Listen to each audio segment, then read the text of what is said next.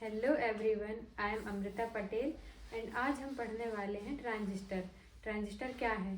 तो आइए video start करते हैं। तो सबसे पहले मैं आपको ट्रांजिस्टर की डेफिनेशन बताती हूँ कि ट्रांजिस्टर क्या है। ट्रांजिस्टर एक ऐसा सेमीकंडक्टर इलेक्ट्रॉनिक डिवाइस है जिसका उपयोग हम इलेक्ट्रॉनिक तरंग एवं विद्युत शक्ति में स्विच एवं एम्पलीफायर के रूप में करते हैं। तो ट्रांजिस्टर 3 रीजन्स एवं 2 जंक्शन से मिलकर बनता है एंड थ्री रीजन। तो आइए देखते हैं कैसे 3 रीजन से मिलकर बनता है। एन पी एन, 2 रीजन्स के बीच में एक रीजन्स, 3 रीजन से मिलकर ट्रांजिस्टर बनता है। एंड 2 जंक्शन देखिए, एन और पी के बीच में एक जंक्शन और एन और पी के बीच में एक जंक्शन, इस प्रकार से 2 जंक्शन। ट्रांजिस्टर 2 टाइप के होते हैं, NPN transistor and PNP transistor. NPN transistor जैसा कि इसके नाम से ही स्पष्ट है कि एनपीएन ट्रांजिस्टर 2 एन रीजन्स के बीच में एक पी रीजन होता है जिसे हम एनपीएन ट्रांजिस्टर कहते हैं।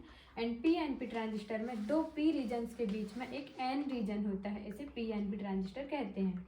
तो एनपीएन ट्रांजिस्टर, इनमें हम एनपीएन ट्रांजिस्टर में बीच वाले पार्ट को, जो पतला सा पार्ट होता है बीच का, इसे हम बेस कहते हैं यानी आधार, और इस वाले पार्ट को हम अमीटर यानी उत्सर्जक कहते हैं। इस वाले पार्ट को कलेक्टर यानी संग्राहक कहते हैं। इसी प्रकार से पीएनपी ट्रांजिस्टर में है। तो अमीटर, बेस एंड कलेक्टर के बारे में हम विस्तृत रूप से जानते हैं। तो देखिए, बेस क्या है? सेंट्रल सेगमेंट मीन्स बीचों बीच होता है, central segment. And very thin, base जो होता है वेरी थिन, आप देख सकते हैं कि यहाँ सबसे थिन बेस है, ये बीच वाला जो पोर्शन है सबसे पतला, very thin. And lightly doped, इसका मतलब यह लाइटली डॉप्ड होता है यानी इसमें बहुत ही कम मात्रा में अशुद्धि मिलाई जा सकती है क्योंकि इसमें होल्स बहुत ही कम होते हैं। एंड अब हम पढ़ते हैं अमीटर के बारे में। अमीटर क्या होता है? Moderate size, moderate means medium size का, ना ज़्यादा छोटा ना ज़्यादा बड़ा। जैसे इसमें अमीटर ये है, अमीटर ना ज़्यादा छोटा है ना ज़्यादा बड़ा है। हैवीली डॉप्ड यानी इसमें बहुत अधिक मात्रा में अशुद्धि मिलाई जा सकती है क्योंकि इसमें होल्स बहुत अधिक होते हैं। एंड अब हम पढ़ते हैं कलेक्टर क्या है? मॉडरेट डोपिंग, मतलब इसमें मीडियम डोपिंग कर सकते हैं यानी इसमें बेस से ज़्यादा एंड अमीटर से कम डोपिंग की जा सकती है। लार्ज साइज, आप देख सकते हैं कि कलेक्टर का साइज़ इन दोनों से काफ़ी बड़ा है यानी सबसे बड़ा कलेक्टर होता है, दोनों में ही सबसे बड़ा कलेक्टर होता है। और मैंने इसे कलेक्टर क्यों कहा? क्योंकि कलेक्टर हम इसलिए कहते हैं क्योंकि एन जो होता है इसके पास इलेक्ट्रॉन बहुत अधिक होते हैं और इस वाले एन में इलेक्ट्रॉन कम होते हैं इस वाले एन से। एंड जब हम अमीटर और बेस के बीच में बैटरी लगाते हैं तो एन से इलेक्ट्रॉन जनरेट होने लगते हैं यानी उत्सर्जित होने लगते हैं और कलेक्टर उन्हें अपनी ओर आकर्षित करता है यानी संग्रहित करता है, इसलिए हम इसे कलेक्टर यानी कि संग्राहक कहते हैं। हो गया इसका काम। तो आइए अब हम बात करते हैं इनके सिंबल्स की। तो सिंबल्स एनपीएन ट्रांजिस्टर का और पीएनपी ट्रांजिस्टर का, तो जैसा कि आप देख सकते हैं कि दोनों के सिंबल्स लगभग सेम ही होते हैं। तो एनपीएन ट्रांजिस्टर में यहाँ अमीटर, यहाँ बेस और यहाँ कलेक्टर होता है। इसी प्रकार से पीएनपी ट्रांजिस्टर में भी होता है। ठीक, एनपीएन ट्रांजिस्टर में जो करंट डायरेक्शन है वो बाहर की ओर जाता है और इसमें पीएनपी ट्रांजिस्टर में करंट अंदर की ओर आता है। तो हम इसमें जो डिफरेंस है वो डिफाइन इसी कारण से होता है क्योंकि करंट डायरेक्शन की जो दिशा है वो इसमें बाहर जाती है और इसमें अंदर आती है। जैसे हम याद रखने के लिए एक ट्रिक भी है, जैसे एन यानी निकास यानी बाहर, यानी इसमें बाहर जाती है, और पीएनपी मीन्स पी में यानी प्रवेश यानी अंदर आती है। अब हम बात करेंगे इसके कैरेक्टरिस्टिक्स की। कैरेक्टरिस्टिक्स का मतलब क्या होगा?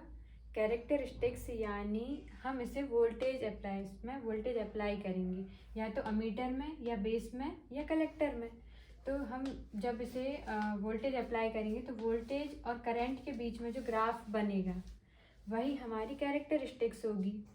तो इसके लिए मुझे 4 टर्मिनल की आवश्यकता होगी, 2 इनपुट के लिए एंड दो आउटपुट के लिए, बट मुझे यहाँ 3 ही अवेलेबल हैं, बेस, अमीटर और कलेक्टर। तो मैं यहाँ एक को कॉमन करूँगी जिसे मैं इनपुट के रूप में भी यूज़ करूँगी और आउटपुट के रूप में भी यूज़ करूँगी। इस प्रकार से एक को हम कॉमन लेंगे। इस प्रकार से 3 कॉन्फ़िगरेशन बनते हैं, कॉमन अमीटर, कॉमन बेस और कॉमन कलेक्टर। तो इनमें सबसे अच्छा क्या होता है? Common ammeter. कॉमन अमीटर जिसका क्यों अच्छा होता है? क्योंकि इसमें जो हमें वोल्टेज प्राप्त होता है, तो वो वोल्टेज और करंट के बीच में गेन जो होता है, वोल्टेज गेन हमें अच्छे से प्राप्त होता है, इसलिए कॉमन अमीटर सबसे ज़्यादा अच्छा होता है। अब हम कॉमन अमीटर कैरेक्टरिस्टिक्स के डायग्राम को देख लेते हैं। तो इसका डायग्राम कुछ इस टाइप का है, तो आप देख सकते हैं। यहाँ पर हमने NPN ट्रांजिस्टर का यूज़ किया है क्योंकि इसमें करंट डायरेक्शन बाहर की ओर है। तो मैंने आपको बताया था कि NPN ट्रांजिस्टर में करंट डायरेक्शन बाहर की ओर होता है, तो ये NPN ट्रांजिस्टर है। यहाँ हमने IB यानी बेस और अमीटर को लगाया है, जोड़ा है, और VBE यहाँ वोल्ट मीटर है, VBB यहाँ एक बैटरी लगाई है मैंने, और R रेजिस्टेंस है। तो E यहाँ पे देखिए, E यहाँ पे कॉमन है, यानी E देखिए ये मेरा इनपुट है, ये मेरा आउटपुट है, तो E इधर भी कनेक्टेड है और E इधर भी कनेक्टेड है। इसका मतलब यह कॉमन अमीटर कैरेक्टरिस्टिक्स है। ओके, तो अब यहाँ देखिए IC यानी कलेक्टर करंट को नापने के लिए हम यहाँ एक अमीटर लगाते हैं, और इन दोनों के बीच हम वोल्टेज नापने के लिए VCE यानी एक वोल्ट मीटर लगाते हैं, कलेक्टर करंट और अमीटर के बीच वोल्टेज नापने के लिए। ओके, इसके बाद यहाँ हमने एक बैटरी लगाई है VCC। यहाँ पर क्या करेंगे, इसके 2 केस होते हैं। देखिए कॉमन अमीटर कैरेक्टरिस्टिक्स के 2 केस होते हैं। वो तो फर्स्ट केस देखिए, इसमें VCE कांस्टेंट रहेगा, यानी कांस्टेंट यानी नियत रहेगा, उसका मान हम कुछ नहीं, उसका मान हम नियत रखेंगे। तो ये वाला VCE कांस्टेंट रखेंगे। तो ग्राफ कुछ इस तरह का, तो IB और VBE के बीच में ग्राफ बनेगा। IB और VBE, देखिए IB और VBE के बीच में इस टाइप का ग्राफ बनेगा।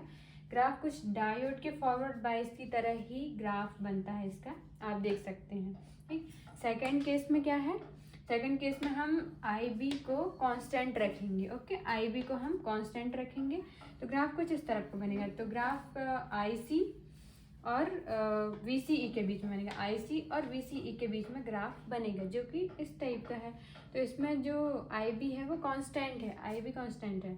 तो IB को अगर हम 10 एम्पियर पे कांस्टेंट रखेंगे तो ग्राफ कुछ इस तरह का बनेगा। IB को अगर हम 20 एम्पियर पे कांस्टेंट रखेंगे तो ग्राफ इस टाइप का बनेगा। इस प्रकार से हम बढ़ाते जाएंगे और ग्राफ इस टाइप का बनता जाएगा। ट्रांजिस्टर के इस ट्यूटोरियल में फ़िलहाल इतना ही। आई होप कि ये वीडियो आपको पसंद आया होगा। Thanks for watching this.